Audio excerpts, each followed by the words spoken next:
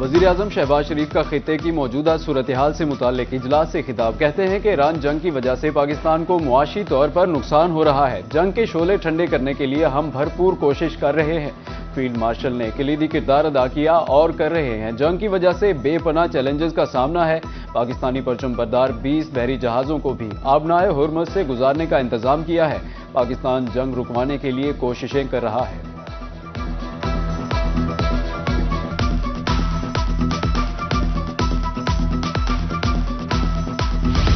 شمالی وزیرستان میں security forces کی کارروائی۔ فتنہ الخوارج کے 8 دہشت گرد ہلاک ہونے والے فتنہ الخوارج سے اسلحہ اور گولہ بارود برآمد۔ ISPR کے مطابق فورسز نے شمالی وزیرستان میں پاک افغان سرحد کے ساتھ خوارج کی نقل و حرکت محسوس کی۔ فورسز نے خوارج کے گروہ کے ساتھ مؤثر انداز میں مقابلہ کیا۔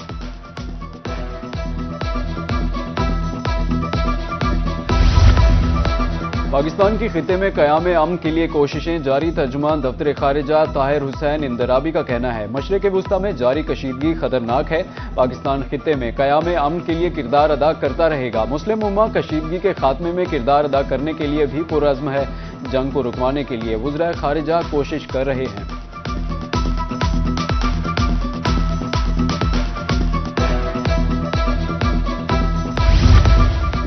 ملک بھر میں مغربی ہواؤں کا نیا سلسلہ داخل۔ کراچی کے مختلف علاقوں میں طوفانی ہواؤں کے ساتھ بارش۔ تیز بارش کے بعد سڑکوں پر پانی جمع ہونا شروع ہو گیا۔ ادھر بلوچستان میں بارشوں کے دوران مختلف حادثات میں 7 افراد لقمہ اجل بن گئے جبکہ 4 زخمی ہوئے۔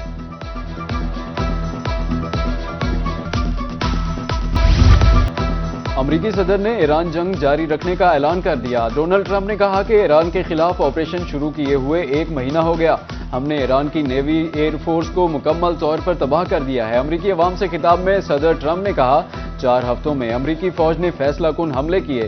ان کے کئی لیڈر ختم ہو چکے، رجیم بھی ختم ہو چکا۔ ایران میں تمام فوجی مقاصد 2 سے 3 ہفتے میں حاصل کر لیں گے۔ انہوں نے کہا کہ امریکہ آبنائے ہرمز سے نہ تو تیل لیتا ہے اور نہ ہی لے گا۔ جن ممالک کے پاس تیل نہیں وہ امریکہ سے حاصل کر لیں۔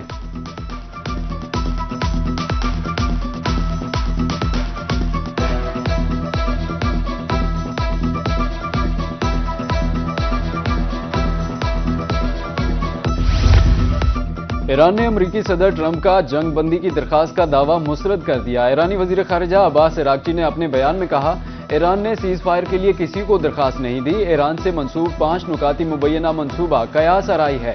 نقصانات کے ازالے تک جنگ اور جارے کو سزا دیتے رہیں گے۔ ایرانی وزارت خارجہ نے بھی جنگ بندی کی درخواست سے متعلق امریکی صدر کا بیان غلط اور بے بنیاد قرار دے دیا ہے۔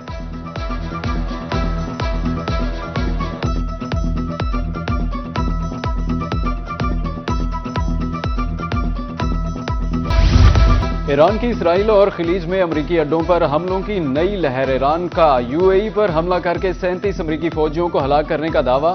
امریکی ایووکس اور ری فیولنگ طیاروں میں ڈرون حملے۔ میزائل لگنے سے تل ابیب میں عمارت تباہ، متعدد افراد زخمی ہو گئے۔ ایران کے قطر پر میزائل حملے سے آئل ٹینکر کو نشانہ بنایا گیا۔ متحدہ عرب امارات کے شہر فجیرہ پر ڈرون حملہ۔ ادھر کویت ایئرپورٹ پر حملے کے بعد فیول ٹینکس میں آگ لگ گئی۔ بحرین میں فیکٹری پر حملہ۔ القوین میں ڈرون کا ملبہ گرنے سے شہری زخمی ہو گیا۔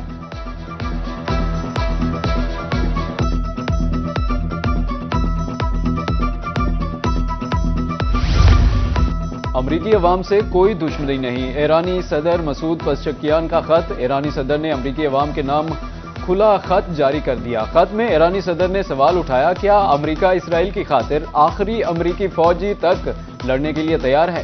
امریکی عوام گھڑی ہوئی کہانیوں سے ہٹ کر حقیقت دیکھیں۔ ایران نے کبھی جنگ کا آغاز نہیں کیا۔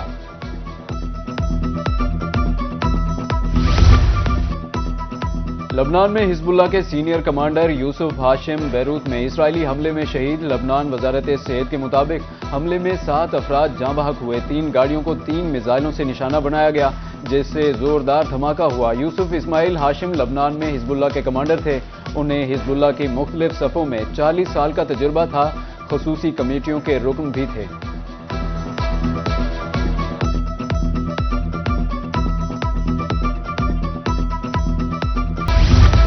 خطے کی کشیدہ صورتحال کے اثرات پاکستان پر بھی پڑنے لگے۔ مارچ میں مہنگائی 19 ماہ کی بلند ترین سطح پر پہنچ گئی۔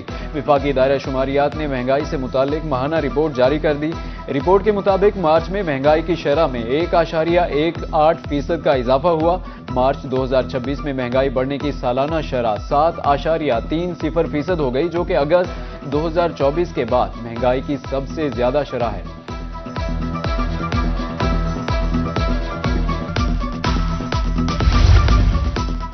ٹرمپ کا ایران جنگ جاری رکھنے کا اعلان خام تیل کی قیمتوں کو پر لگ گیا۔ عالمی منڈی میں برطانوی خام تیل کی قیمت میں 4% اضافہ۔ برطانوی خام تیل کی نئی قیمت $105.55 فی بیرل ہو گئی۔ امریکی خام تیل کی قیمت بھی اضافے کے بعد $105 فی بیرل ہو گئی۔ مشرق وسطی میں جنگ کے اثرات، پاکستان میں پیٹرول کی قیمت میں $100 فی لیٹر اضافے کا امکان۔ تیل کی بڑھتی قیمتوں کا بوجھ عوام پر منتقل کرنے کا فیصلہ، آئندہ چند روز میں نئی قیمتوں کا اعلان کر دیا جائے گا۔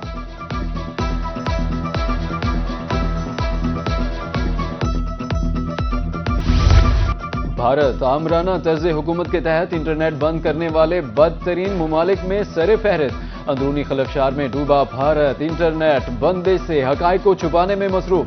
عالمی ڈیجیٹل حقوق کی تنظیم ایکسس ناؤ کی رپورٹ نے بھارتی نام نہاد جمہوریت کے دعوے کو عیاں کر دیا۔ بھارتی جریدہ دی انڈین ایکسپریس کے مطابق بھارت 2025 میں 65 مرتبہ انٹرنیٹ شٹ ڈاؤن کی بدولت بدترین ممالک میں سر فہرست ہے۔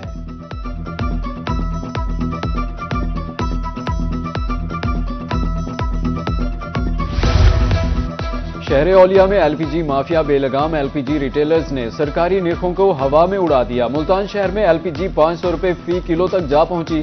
رکشہ ڈرائیور ایل پی جی کے سرکاری نرخوں کو نہ ماننے پر سراپا احتجاج۔ گھریلو صارفین کے ساتھ اب کمرشل صارفین بھی پریشان ہیں۔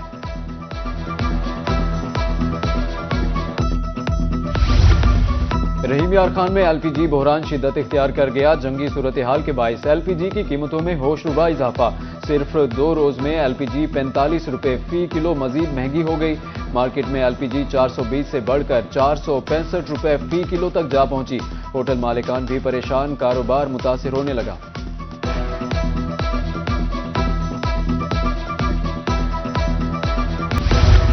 مظفر گڑھ میں ایل پی جی کی قیمتیں آسمان پر۔ ایل پی جی 5 سینچریاں کراس کر کے چھٹی میں داخل ہو گئی۔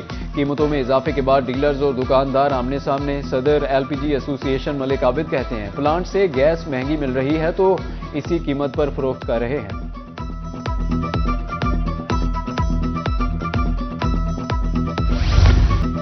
ڈی جی خان میں بانس اور پتل کے قیمتوں میں اضافہ۔ مہنگائی کے باعث گھر بنانا غریب اور متوسط طبقے کے لیے مشکل ہو گیا۔ بانس 28 سے بڑھ کر $35 فٹ، جبکہ پیتل 18 سے $25 فی فٹ ہو گئی۔ مہنگے داموں کے باعث خریدار مارکیٹ سے غائب ہونے لگے۔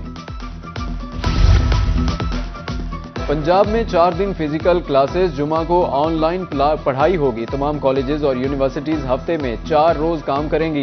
وزیر تعلیم پنجاب رانا سکندر حیات کہتے ہیں کہ پیر سے جمعرات تک کالجز اور یونیورسٹیز میں فزیکل کلاسز ہوں گی۔ جمعہ کے روز کالجز اور جامعات آن لائن کلاسز لے سکیں گی۔ فیصلے کا اطلاق نجی و سرکاری کالجز اور یونیورسٹیز پر ہوگا۔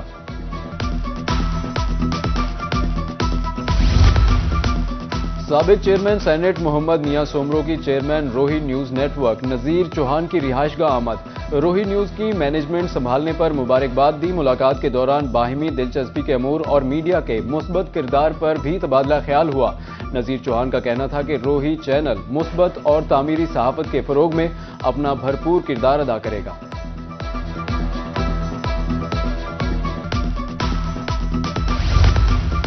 آٹزم سے آگاہی کا عالمی دن، دنیا بھر میں شعور بیدار کرنے کی کوششیں۔ رحیم یار خان میں بھی اس دن کی مناسبت سے آگاہی سیشنز۔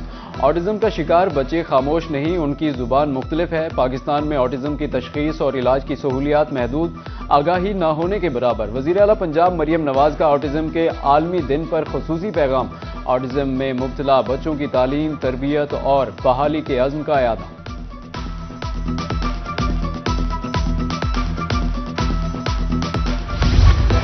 ملتان میں بیس بال کے فروغ کے لیے سرگرمیاں تیز. پاکستان فیڈریشن بیس بال کے صدر ڈاکٹر محمد حمود لکھنوی کی روحی سے گفتگو کہتے ہیں کہ گراس روٹ لیول پر ٹیلنٹ سامنے لانے کے لیے پرعزم ہے. نوجوانوں کے لیے ٹریننگ اور یوتھ چیمپئن شپ جاری ہے. HBL PSL 11 کا میلہ جاری. ہدف کے تعاقب میں اسلام آباد یونائیٹڈ کی بیٹنگ جاری. کوئٹہ گلیڈیٹرز نے مقررہ 20 اوورز میں 5 وکٹوں کے نقصان پر 183 رنز بنائے. کپتان سعود شکیل 42 اور حسن نواز 66 رنز بنا کر نمایاں رہے.